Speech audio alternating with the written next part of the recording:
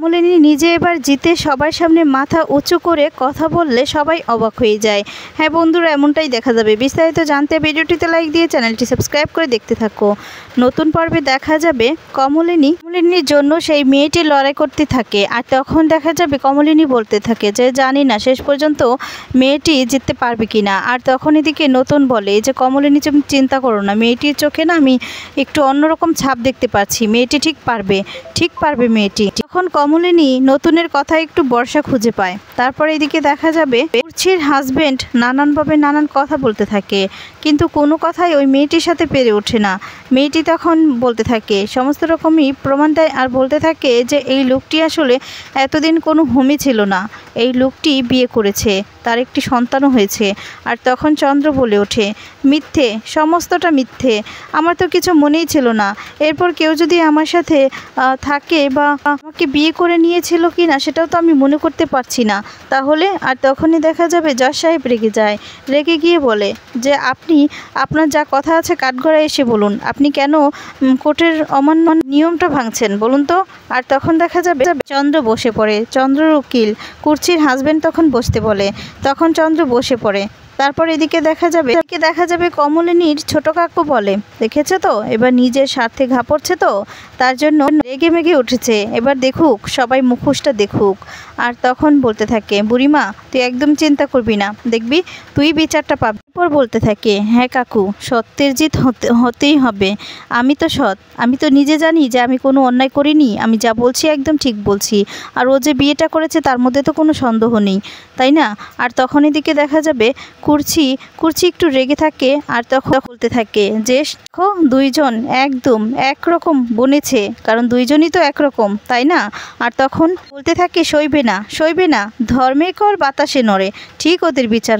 বলতে থাকে মনে হচ্ছে ওই মহিলাকে চন্দ্র কিছু টাকা দিয়েছে, আর টাকা দিয়ে হয়তো বা চলে যেতে বলেছে।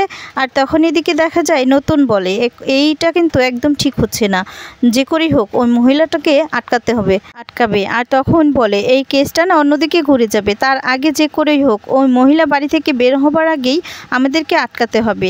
মহিলাকে চন্দ্র কত টাকা দিয়েছে তার থেকে দ্বিগুণ টাকা দিয়ে হলেও মহিলাকে আটকাতেই হবে।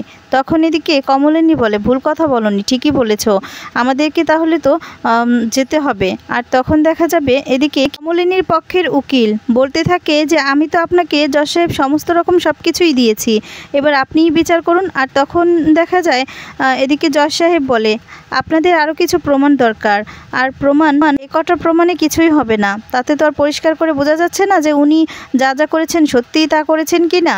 আর তখন দেখা যাবে কমলিনীর উকিল আরও কিছুদিন সময় নিয়ে নেয়। আর তারপর সেখানেই আজকে কোর্টটা মন্তব্য করা হয়। এরপর সবাই যার যার মতো বাড়িতে চলে যায়। এদিকে চন্দ্র তো একটু ভয় পেতে থাকে। আর চন্দ্র তখন কুর্চির হাজবেন্ড কি বলতে থাকে আচ্ছা এই কেসটা কি আমরা জিততে পারবো তো, শেষ পর্যন্ত হেরে যাব না তো। আর তখন বলে এই অয়নদীপ যে কেসটা নিয়েছে না, একবার যে কেসটা নিয়েছে সে কখনো হারেনি, সে জিতেছে। তখন বলে এবারও জিতবে, কিন্তু আপনারা আপনাদের টাকাটা ঠিক মতন রাখবেন, এই অয়নদীপ কিন্তু টাকা ছাড়া কাজ করে না, আপনাদের সাথে আমার টাকার সম্পর্ক, বুঝতে পেরেছেন, আপনার বোনের সম্পর্কে যে কিছু টাকা কম নিব তা কিন্তু নয়। বলে যে আমার টাকাটা কিন্তু একদম ঠিকঠাক রেডি রাখতে হবে, আমি একটা টাকাও কম নেব না। আর তখন আরও অনেক কথা শুনিয়ে দিলে এদিকে তখন চন্দ্রের মা আর চন্দ্র অবাক হয়ে যায় কথাগুলো শুনে। আর তখন বলে যে বাবা তুমি এমন করে কথা বলছো কেন, তোমার কেন মনে হচ্ছে যে তোমাকে টাকা কম দেব, তুমি না এই কেসটা জিতিয়ে দাও, তোমাকে ঠিক টাকাটাই দেব। আর তখন চন্দ্র বলে হ্যাঁ তুমি কেসটা আমাকে জিতিয়ে দাও, তুমি যা চাইবে তাই দিব, তোমাকে একটা টাকাও কম দেব না, একটা পয়সাও তুমি কম পাবে না।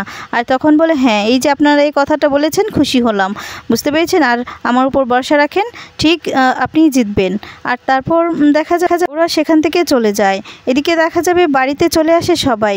আর তারপর বাড়িতে যখন চলে আসে কমলিনী দেখতে পায় যে সোহিনী বাড়িতে নেই। আর তখন বলতে থাকে যে ও তো তাহলে বাড়ি থেকে বেরিয়ে গেছে, তাহলে নতুন ঠাকুরপো তো বলেছে যে করেই হোক আটকাতেই হবে, আটকালেই তো সমস্তটা সলভ হয়ে যাবে। আর তখন বলে কিন্তু এখন কি করে আটকাবো, যদি চলে যায় তারপরও শেষ চেষ্টাটুকু আমাকে করতে হবে, আমাকে থামলে চলবে না। তারপর দেখা যায় নতুনকে ফোন করে নেয়, নতুনকে সমস্ত কিছু খুলে বলে যে ওরা বাড়ি থেকে বেরিয়ে গিয়েছে, ওরা বাড়িতে নেই। তখন বলে যে কমলিনী তুমি চিন্তা করো না, ঠিক ওদেরকে খুঁজে বের করব। আমার তো কিছু দায়িত্ব আছে, আর আমি যখন এটার দায়িত্ব নিয়েছি ঠিক একটা না একটা সমাধান হবে, দেখবে তুমিই জিতবে, তুমি তাই টেনশন করো না। তখন বলে যে না, আমি তো জানি, আমার তোমার উপর বিশ্বাস আছে। আর তখন বলে যে এক্ষুনি আমি বাস স্ট্যান্ড দিকেই যাচ্ছি। এই বলে নতুন দেখা যায় ওইদিকে চলে গেলে আর তখনই দেখতে পাই যে সোহিনী টিকিট কেটে ফেলেছে। আর তখন সোহিনীকে আটকালে, আর তখন সোহিনী বলে আপনি কেন আমাকে আটকাচ্ছেন, আমাকে যেতে হবে, আমার মেয়ের লেখাপড়াটা নষ্ট হয়ে যাচ্ছে, তাই আমাকে তো যেতে হবে। আর তখন বলে আমি সেটা বুঝে নেব, প্রয়োজনে আপনার মেয়েকে আমি এদিকেই কলেজে ভর্তি করে দিব। আর তখন বলে যে কিসের জন্য ভর্তি করাবেন, আপনার কি দায়ভার। আর তখন বলে যাই হোক, যত যাই হোক না কেন, চন্দ্র যত যাই করুক না কেন, আমার বন্ধু তো, তাই আমার একটা দায়ভার থেকেই যায়। আর আপনাকে যে মানে শুধুমাত্র আপনাদের কারণেই আটকাচ্ছি তা নয়, আমার অবশ্য কারণ আছে, কিন্তু সেই কারণটা আপনাকে আমি বলবো, আপনি আমার সাথে চলুন। এই বলে দেখা যায় কিছুতেই যেতে চায় না এদিকে সোহিনীকে অনেক বুঝিয়ে সুজিয়ে তারপর রাজি করে। আর তখন সোহিনী বলে যে আপনি যা করছেন ভেবেচিন্তে করছেন তো। আর বলে যে হ্যাঁ, আমি ভেবেচিন্তেই করছি, আপনি কোনো টেনশন করবেন না, আমি আপনার আর আপনার মেয়ের জীবনে কোনো একটা আঁচও আসতে দেব না, আপনি ভালো থাকবেন। আর তখন দেখা যায় নিজে বাড়িতে নিয়ে যায়, নিজের বাড়িতেই নিয়ে যায়, লুকিয়ে রাখে যাতে করে চন্দ্র না জানতে পারে, চন্দ্রর মুখোশটা যেন ঠিক সময় মতো খুলে দিতে পারে। তারপর চন্দ্রকে তো একদম নিশ্চিন্ত হয়ে যায় যে সোহিনী বাড়িতে চলে গিয়েছে, এবার আমি আর পিছুটান নেই, এবার আর কেউ প্রমাণ করতে পারবে না যে আমি আরেকটা বিয়ে করেছি বা আমার সন্তান আছে। এই বলে খুব খুশি হয়ে যায়। আর তারপর এদিকে নতুন বাড়িতে যখন নিয়ে আসে সোহিনীকে, সোহিনী বলে এবার বলুন যে আপনি কিসের জন্য আমাকে এভাবে নিয়ে আসলেন। আর তখন বলে যে হ্যাঁ বলবো তো। ঠিক সেই মুহূর্তে সেখানে কমলিনীও চলে আসে, কমলিনীকে দেখে বলে কি আপনি। আর তখন বলে যে হ্যাঁ আমি আনতে বলেছি। কথাটা শুনে চমকে যায় সোহিনী, ভয় পেতে থাকে। আর তারপর বলতে থাকে ভয় পাওয়ার কিছুই নেই, আপনাকে আমি বিপদে ফেলবো না, আপনার মেয়ের জীবনটাও নষ্ট করব না, আপনার মেয়েকে প্রয়োজনে আমি ভর্তি করে দিব, যাতে ও পড়াশোনার কোনো কিছু কম না পড়ে। আর তারপর বলতে থাকে কিন্তু আপনাদের আসল উদ্দেশ্যটা কি। আর তখন দেখা যায় বলতে থাকে আপনাকে কোর্টে দাঁড়িয়ে সাক্ষী দিতে হবে, আপনি যে চন্দ্রের স্ত্রী সেটা আপনাকে বলতে হবে। দেখুন এতে আপনারও ভালো হবে, আমাদেরও ভালো হবে, আমিও চাই না ওই লোকটার জীবনে থাকতে। আর তাছাড়া আপনি এই কটা টাকা দিয়ে আপনি কতদিনই বা থাকবেন, তারপর তো টাকা ফুরিয়ে যাবে। ওই চন্দ্র হচ্ছে বেঈমান, তাই আপনাকে ঠকাতে না 2 মিনিটও লাগবে না, সেটা আপনিও নিশ্চয়ই হাড়ে হাড়ে বুঝতে পারছেন। তার জন্য বলছি যে আপনি আমাদের কথা শুনুন, আপনাদের লাইফ সেট করে দিব আমি। আর তারপর দেখা যাবে নতুন বলে হ্যাঁ আপনার মেয়ের দায়িত্ব নিব আমি, আপনি কোনো চিন্তা করবেন না।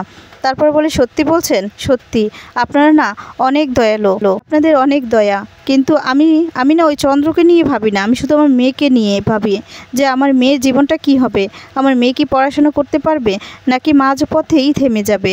আমার মেয়ে যেন ভবিষ্যতে বড় হয়ে ওই চন্দ্র মুখোমুখি হতে পারে, আর গিয়ে যেন তাকে উচিত শিক্ষা দিতে পারে, আর বলতে পারে যে কেন আমাদের সাথে এমনটা করলো। আর তখন বলতে থাকে আপনাকে শুধু কোর্টে গিয়ে সাক্ষী দিতে হবে, আর যেন সবটাই প্রমাণ হয় যে ওর স্ত্রী আছে, সন্তান আছে, আর কমলিনীও তাতে এদিকে ছাড়া পেয়ে যাবে, আপনারাও আপনাদের জীবনটা নিজেদের মতো করে গুছিয়ে নিতে পারবেন। আর চন্দ্র যদিও আপনাদের সাথে যায় বা আপনাদের সাথে 2 দিন পরে গিয়ে থাকে, কিন্তু কদিনই বা ওর স্বার্থের জন্য ঠিক আবার এমনটা করবে, আর ঋণ করবে, আপনাদেরকে ফাঁসিয়ে দিবে। তাই আপনি এবার ভাবুন যে কি করবেন। আর তখন বলে যে ঠিক আছে, আপনাদের শর্তে আমি রাজি। তখন শর্তে রাজি হয়ে গেলে খুব খুশি হয়ে যায়। পরবর্তী দেখা যাবে হেয়ারিং শুরু হয়ে যাবে, আর সেই মুহূর্তে দেখা যাবে সেখানে যায়, আর এদিকে একের পর এক মিথ্যে বলতে থাকে কুর্চির হাজবেন্ড। এখন দেখা যাবে সেখানে এদিকে কমলিনীর উকিলও কম নয়, ও অনেক কিছু বলে, এমন কিছু বলে তারা সবাই তো ভয় পেয়ে যায়। আর সেই মুহূর্তে সেখানে সোহিনী এসে হাজির হয়, সোহিনীকে দেখে তো চন্দ্র পুরোই ভয় পেয়ে যায়, আর বলতে থাকে যে ওকে তো টাকা দিয়েছিলাম, চলে যেতে বলেছিলাম, তার মানে ও কি যায়নি তাহলে। আর তখন দেখা যায় কমলিনী কমলিনীর দিকে বড় বড় চোখ করে তাকিয়ে থাকে। আর কমলিনীর জন্য যে যেতে পারেনি সেটা খুব ভালো করেই বুঝতে পারে চন্দ্র, কারণ কমলিনীর সাথেই দেখতে পায় সোহিনীকে। আর তারপর সমস্ত কিছু প্রমাণ হয়ে যায়। আর এদিকে সমস্ত সাক্ষী দিয়ে দেয় সোহিনীর সাক্ষীতে এদিকে কমলিনী যেতে চায়। কমলিনীর সাথে ডিভোর্সের সমস্ত কিছু রেডি হয়ে যায়। আর এবার ডিভোর্সটাও হয়ে যাবে। পর সবাই যার যার মতো বাড়িতে চলে যায়। আর তখন এদিকে আমি বলতে থাকে, তুমি আমার ছেলের সাথে সত্যি সত্যি এটা করতে পারলে বৌমা?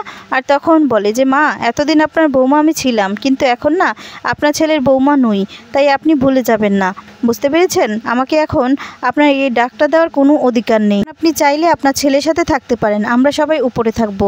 কথাটা শুনে অবাক হয়ে যায়। এদিকে কমলিনী খুব খুশি হয়ে যায়।